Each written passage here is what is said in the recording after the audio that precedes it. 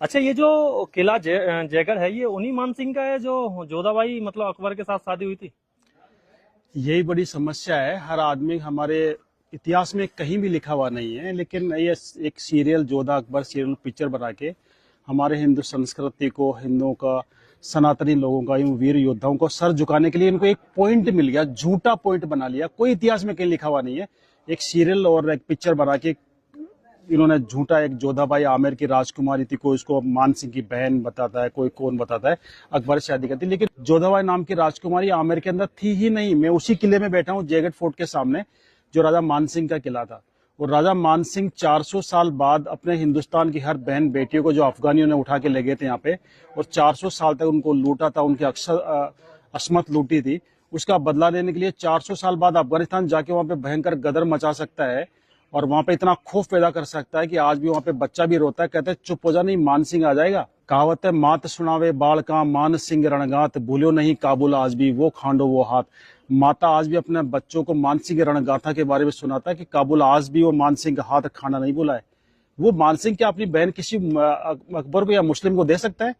अफगानिस्तान लूटने के बाद उस आदमी ने अपनी लाइफ के अंदर 7,000 मंदिर बना दिए। तो मुगलों के टाइम में जब मंदिर का नाम लेना भी गुनाह था। आज भारत सरकार को 80 साल बाद भी एक मंदिर बनाने में 80 साल लगे, आजादी के बाद एक मंदिर, राम मंदिर बनाने में।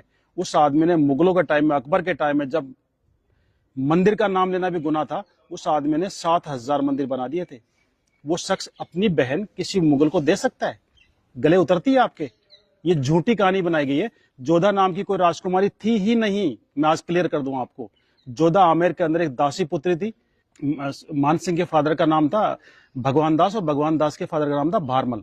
राजा भारमल की शादी जोधपुर हुई थी, जोधपुर की राजकुमारी से।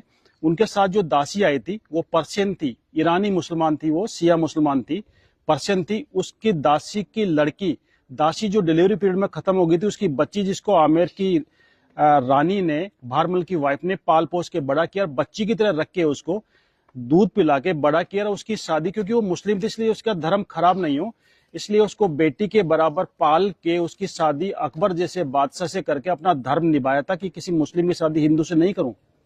और लोगों ने उसको कहानी बना दी कि सब जो मान सिंह की सिस्टर थी, मान सिंह की बुआ थी, अकबर से शादी कर दी।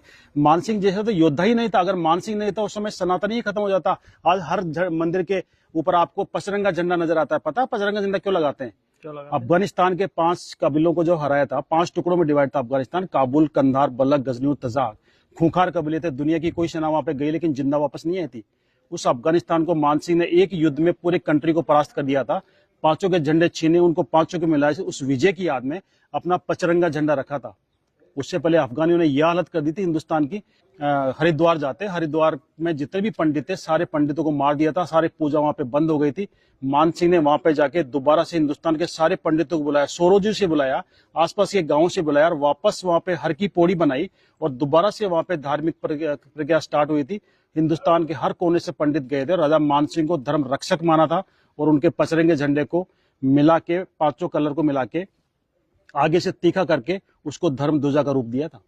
आज हर मंदिर के ऊपर 5 कलर का झंडा क्यों मिलता है? ये राजा मान सिंह ने अफगानिस्तान को हराया था, उसी झंडे को धर्म ध्वजा का रूप दिया और राजा मान सिंह को धर्म रक्षक की उपाधि दी सारे हिंदुस्तान के सब पंडितों ने। धर्म बचाया अगर किसी ने तो राजा मान सिंह ने। हमें बदनाम किया जाता है, मान सिंह को बदनाम किया जाता है कि मान सिंह राणा प्रताप का साथ देते, हिंदुस्तान का इतिहास ही अलग होता। मैं बता दूं, अगर माना प्रताप के साथ अगर मान सिंह मिल जाते, उस समय हिंदुस्तान का साउथ पार्ट पूरे अफगानों के अंडर में था और उनको हराना बड़ा मुश्किल था। और उधर से मुगल और आ गए थे। मुगलों के पास वो हथियार थे, तोपे बंदूकें, जो इंडियन के पास किसी के पास नहीं थी। अगर मान सिंह राणा प्रताप से मिलते तो मुगल और पठान मिल जाते, हिंदुस्तान से नामो निशान मिटा देते हिंदुओं का और सनातन का।